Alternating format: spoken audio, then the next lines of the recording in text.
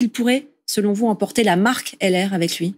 C'est possible. En fait, la justice s'est prononcée une première fois en référé en juin dernier et en juillet dernier lors des élections législatives. Et ce qui était porté, c'était sur la question de la vice de procédure. Est-ce que l'exclusion d'Éric Ciotti des Républicains par ce qu'on appelle le bureau politique, c'est l'instance dirigeante des Républicains, était valide ou pas? Et en fait, la justice s'est pas prononcée sur le fond, mais sur est-ce qu'il y a suffisamment de doutes sur la vice de procédure pour pouvoir annuler et suspendre la décision. Donc, elle n'a pas annulé la décision, mais elle a suspendu la décision. Là, on va juger sur le fond. Là, on va juger sur le fond en octobre. Mais il se joue là l'avenir des Républicains? Là se joue l'avenir des Républicains pour deux raisons, en fait.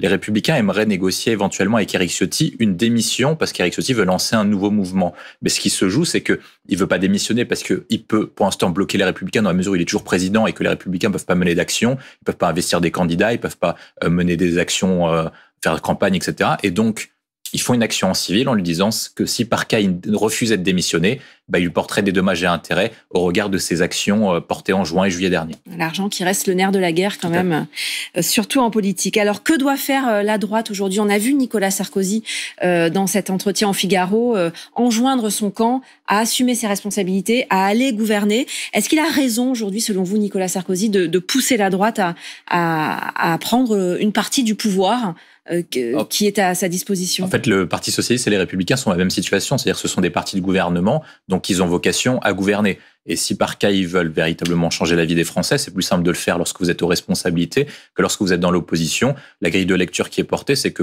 à la fois pour le Parti socialiste et pour les Républicains, c'est que s'ils sont dans l'opposition, en fait, il y a leurs extrêmes, ou en tout cas les personnes plus radicales qu'eux, qui peuvent gueuler plus fort qu'eux et donc emporter ce qu'on appelle le vote contestataire contre Emmanuel Macron. De gauche, c'est plutôt Jean-Luc Mélenchon qui a fait main basse sur les dernières élections présidentielles face à Hidalgo, et à droite, c'est davantage Marine Le Pen qui a pris et supplanté à l'époque Éric Zemmour et Valérie Pécresse. Mais vous pensez que Laurent Wauquiez reste un peu en retrait parce qu'il a déjà en tête la présidentielle? Oui, en fait, c'est une question stratégique qui se joue. C'est au-delà de la question présidentielle. C'est est-ce que, il y a plusieurs questions. La première, c'est la question de la présidentielle. C'est-à-dire qu'une grande partie des personnes qui se déclarent pour être Premier ministre ou pour entrer au gouvernement ou rester en dehors pensent à l'élection présidentielle en se disant que de toute façon, Emmanuel Macron ne peut pas se représenter. Et à ce moment-là, vous avez deux grilles de lecture. La grille de lecture proposée par Nicolas Sarkozy aux Républicains, c'est de dire, si vous entrez au gouvernement, comme Macron ne peut pas se représenter, de toute façon, il suffit de vous imposer et vous êtes candidat sortant, et donc plus légitime à pouvoir battre et Marine Le Pen et Jean-Luc Mélenchon la prochaine fois. Sauf s'il se brûle les ailes. Et justement, c'est le pari plutôt de Laurent Wauquiez, c'est de se dire que le macronisme est déclinant, qu'il a perdu quand même 2 élections à la suite, les dernières élections européennes et les dernières élections législatives,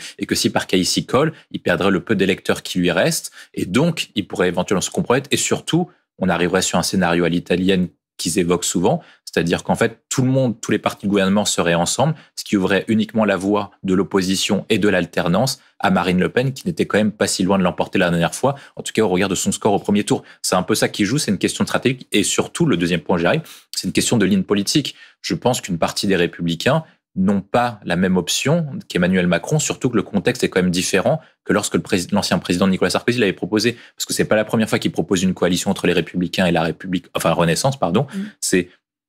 Cette fois-ci, Renaissance et les Républicains n'ont pas de majorité absolue à eux deux, à la différence de la dernière législature. C'est-à-dire qu'il faudra composer avec une partie des socialistes. Et il y a une partie des Républicains qui se disent que si par cas on rentre dans un gouvernement, ça poserait notamment un débat porté sur la ligne politique, sur la question fiscale, sur la question de la politique économique, sur la question de la politique de sécurité, et enfin sur la question des flux migratoires, auxquels il n'y a pas forcément les mêmes tendances entre un parti socialiste et un parti républicain. Mais jusqu'à présent, on avait l'impression qu'il y avait une unité derrière le mot d'ordre de Laurent Wauquiez, pas de coalition, pas de gouvernement avec le bloc central. Là, cette petite chanson de Nicolas Sarkozy, on l'entend chanter par quelques cadres qui pèsent dans le parti. David Lisnard, par exemple, qui était le maire de Cannes, totalement opposé à une coalition avec le bloc central, change de discours. Il dit que finalement, ce ne serait pas un gouvernement avec Macron, ce serait un gouvernement pour la France. Ça veut dire qu'il faut quand même s'attendre à avoir des ministres de droite au sein du prochain gouvernement?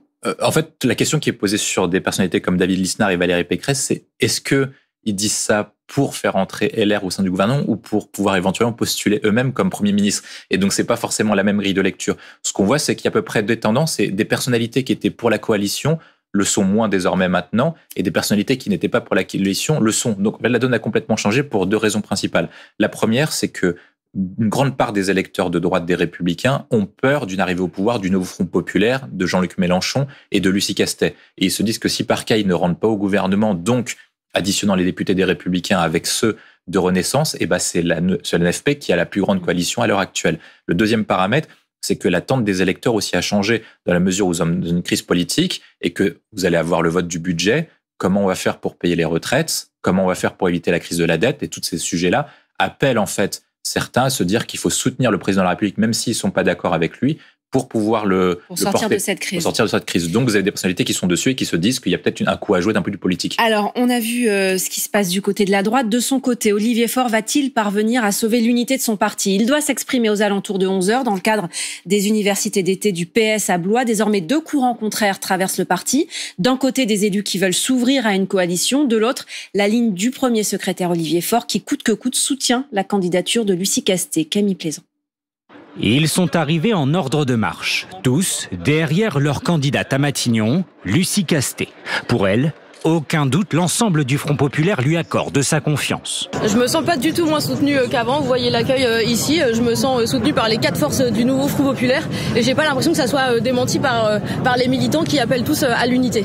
Mais lors de ces universités d'été du Parti socialiste, plusieurs courants du parti ont émis quelques doutes, notamment sur la capacité de Lucie Castet à rassembler. Nous voulons changer la vie des Français dans la durée.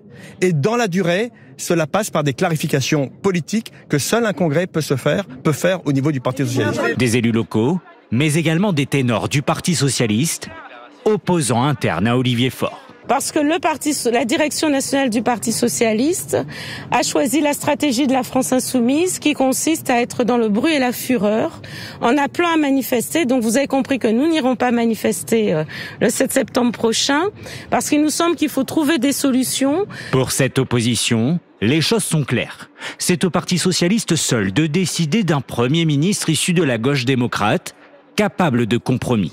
Et le rassemblement qui est là, c'est pas celui qui se laisse séduire par le bruit et la fureur, qui construit en permanence des polémiques qui abîment notre démocratie. C'est celui d'une fidélité à la gauche, à celle qui entend avoir un agenda pour améliorer la vie des gens et servir du mieux possible notre pays dans un contexte d'épreuve. Autre petite musique qui tourne également, l'hypothèse Bernard Cazeneuve à Matignon, une éventualité qui divise l'ensemble du nouveau Front populaire. Bernard Cazeneuve à Matignon, c'est sûrement William T. l'un des noms qui circule le plus en ce moment. Il permettrait de sortir de cette crise selon vous ? Il a 2 atouts. Il a été aux responsabilités, donc il a été en capacité de pouvoir mener un gouvernement. Il était Premier ministre de François Hollande. Et le deuxième point, c'est qu'il a un profil qui est particulier. Il vient de la gauche, donc il peut éventuellement neutraliser une motion de censure venant du Parti socialiste, parce que ça va être quand même compliqué pour Olivier Faure et tous les députés socialistes de voter une motion de censure contre quelqu'un qui a été leur Premier ministre il y a quelques années. Et l'autre point, c'est qu'il fait partie de ce qu'on appelle la gauche régalienne, parce qu'il a été ministre de l'Intérieur lors des attentats du 13 novembre 2015. Et donc, éventuellement, il pourrait répondre à une partie des défis sécuritaires posés par le pacte législatif proposé par Laurent Wauquiez. Donc, si par cas il répond à une partie des mesures proposées par Laurent Wauquiez, notamment à l'occasion du vote du budget, une augmentation des moyens de la police, une augmentation des protections des frontières, etc., peut-être que Laurent Wauquiez, certes, ne votera pas pour lui, mais ne votera pas une motion de censure. Et à ce moment-là, si vous additionnez le camp macroniste, une partie des socialistes et une neutralité des républicains, au moins Bernard Cazeneuve permettrait éventuellement à Emmanuel Macron de faire passer un budget, en sachant que nous sommes sous procédure de déficit excessif de la part de Bruxelles, et donc sa situation est quand même compliquée au niveau de la dette française. Est-ce que Emmanuel Macron est en train de réussir là son pari de détacher un bloc social-démocrate du navire NFP pour former une coalition au centre et à droite? En fait, la difficulté qu'a Emmanuel Macron, c'est que le groupe des députés socialistes n'est pas le même que celui du Parti socialiste. Comme ils ont été choisis par Olivier Faure, investis par Olivier Faure lors des dernières élections législatives, et surtout qu'ils ont été élus sous l'étiquette du nouveau Front populaire, ils sont plus à gauche et plus attirés par Jean-Luc Mélenchon que le reste du parti.